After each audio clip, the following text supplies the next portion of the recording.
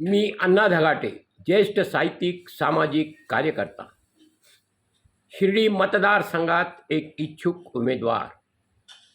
शिर्डी मतदारसंघातील स्वाभिमानी नागरिकांनो, जागे व्हा, सावधान व्हा. पक्षश्रेष्ठी आपल्यावर तेच संस्थानिक असणारे उमेदवार लादत आहे. आमचे प्रतिनिधित्व करणारे उमेदवार हे पक्षश्रेष्ठींना विचारवंत, अभ्यासू भेटू नये. ही शोकांतिका म्हणावी की पक्षश्रेष्ठींची खेळी म्हणावी, हे आम्ही समजून घेतले पाहिजे. आमचे प्रतिनिधित्व करणारे भलेही आर्थिकदृष्ट्या फाटके असो, परंतु ते नेटके आहेत, याचाही आपण विचार केला पाहिजे. हे पक्षश्रेष्ठींना का समजू नये?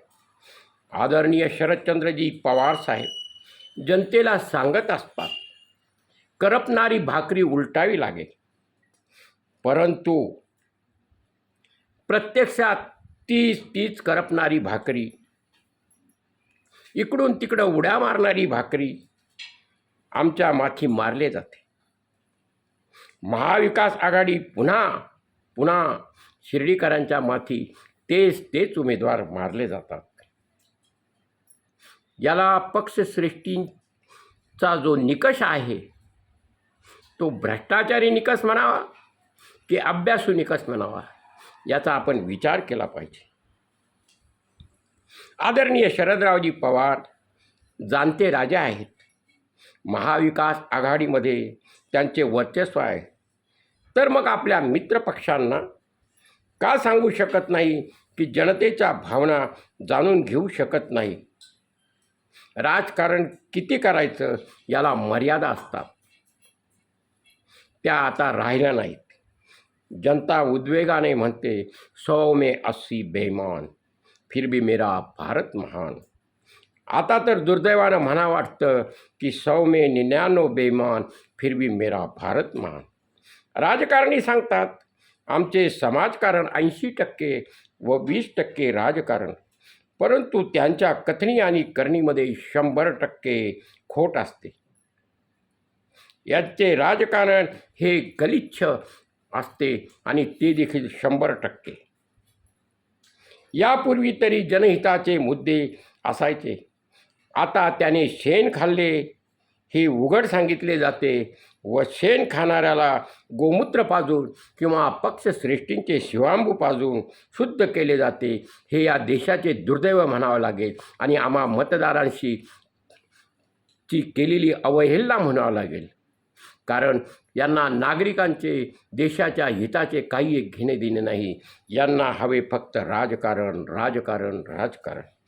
कार्यकर्त्यांनो सावध व्हा, कार्यकर्त्यांनो सावध व्हा.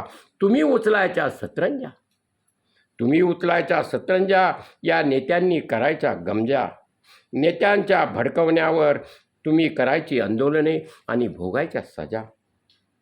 कार्यकर्त्यांनो एक दुसऱ्याला सांगा, शहाणा हो राजा, शहाणा हो राजा, शहाणा हो राजा. जनता जनार्दनांनो सावध व्हा, स्वाभिमान बाळगा.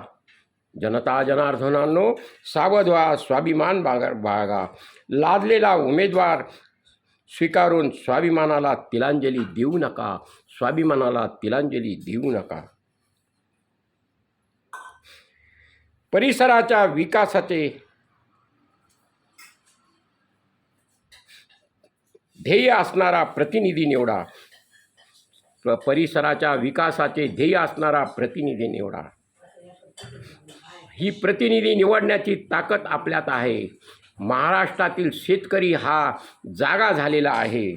आपण शेतकरी आंदोलनाचा जर इतिहास पाहिला तर याच शिर्डी मतदारसंघातील पुणतांबा येथे या शेतकरी आंदोलनाची सुरुवात झाली होती, ती याच भूमीतून.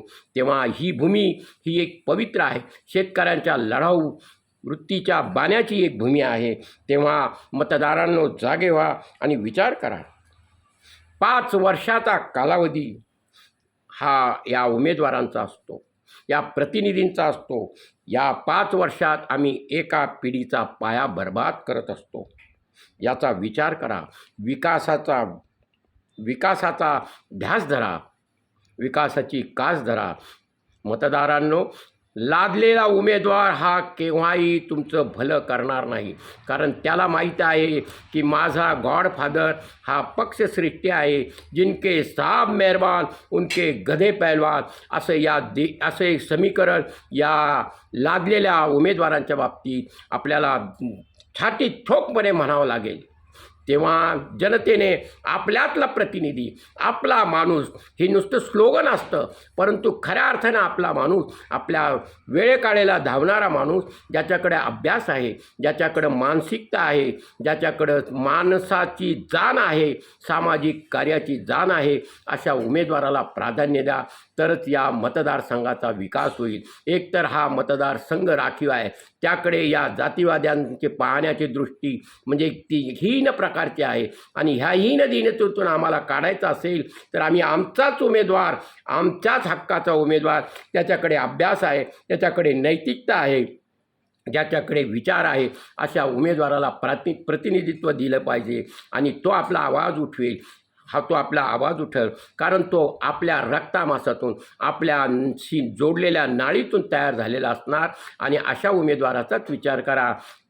चला, माझ्याबद्दल मी आपणास एवढंच विनम्रपणे सांगू शकतो की ज्या ज्या लोकांच्या मी संपर्कात आलो त्यांनी मला जाणून घेतलं आहे, आणि त्यांच्या जाणून घेण्याची त्यांनी जी मला ऊर्जा दिली आहे, या ऊर्जेतूनच मी आज उभा राहण्याची प्रयत्नात आहे. माझं उभं राहणं हे आता माझ्यासाठी नव्हे, कारण माझं वय पाहता मला कशाचाही अभ्यास नाही. माझं वय झालेलं असलं तरी मी केव्हाही कोणाला सांगतो की मी अगदी 1 पीस 5 फूट 7 इंच वेलकम आहे. मला कुठलाही चष्मा नाही, BP नाही, डायबिटीज नाही. मी निरामय जीवन जगणारा असा आहे, आणि हे जीवन माझं जनतेसाठी आहे. तेव्हा जनता जनार्दनांनी, शिर्डीच्या मतदारांनी विचार करावा, आणि प्राधान्यानं आपल्याच माणसाला म्हणजे माझ्यासारख्याला एक प्रतिनिधित्व करण्याची संधी द्यावी, हीच मी आपल्या सेवेशी विनंती करत आहे. आपला अण्णा धगाटे, ज्येष्ठ साहित्यिक, सामाजिक कार्यकर्ता. ज्येष्ठ साहित्यिक यासाठी सांगतो की मी वास्तववादी लिखाण केलेलं आहे. लोकांच्या डोळ्यातले अश्रू पाहिले आणि ते माझ्या लेखणीतून उतरवले. खरं तर त्या अश्रूची शाई म्हटलं तरी ते वावगं ठरणार नाही. ती माझ्या त्या शाई आणि माझ्या जीवनातलं रक्त यातून हे लिखाण केलेलं आहे. हे लिखाण इतकं मार्मिक आहे की आपण जर वाचाल तर आपल्याला खरोखरच जाणीव होईल की हा आमचा माणूस आहे, खऱ्या अर्थानं आमचा माणूस आहे.